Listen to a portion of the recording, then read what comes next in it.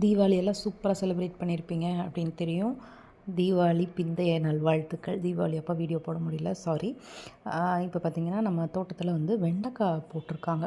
வெண்டைக்காயும் அப்படி தான். வெண்டைக்காய் எனக்கு ரொம்ப பிடிச்ச காய். நிறைய பேத்துக்கு பிடிக்கும், சிலருக்கு வளன்னு இருக்கும் பிடிக்கும்னு சொல்லுவாங்க. பட் வெண்டைக்காய் எங்கள் அம்மா வந்து வெண்டைக்காய் புளிக்குழம்பு வைப்பாங்க, ரொம்ப நல்லா வைப்பாங்க, எனக்கு ரொம்ப பிடிக்கும்.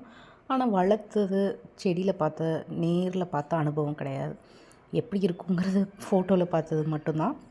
இப்போ நம்மளே போட்டிருக்கோம். அங்கே பாருங்களேன், எவ்வளோண்டு காய், பார்க்குறக்கு அவ்வளோ சந்தோஷமாக இருந்துச்சு. அடடா!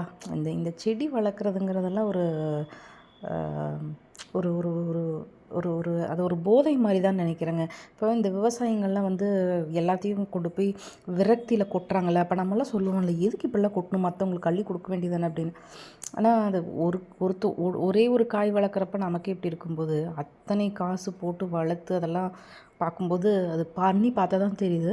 இப்போ இந்த பக்கம் கொஞ்சம் நம்ம ஆல்ரெடி இந்த பக்கம் மேரக்காய் அதெல்லாம் போட்டிருக்கோம். இந்த பக்கம் இன்னும் சிலதெல்லாம் போட்டிருக்காரு. அதெல்லாம் அடுத்தடுத்த வீடியோவில் காமிக்கிறேன். ஆனால் பாருங்களேன், இப்போ கொஞ்சம் பெருசாகிடுச்சு. அதே அடுத்த வீடியோவில் காமிக்கிறேன்.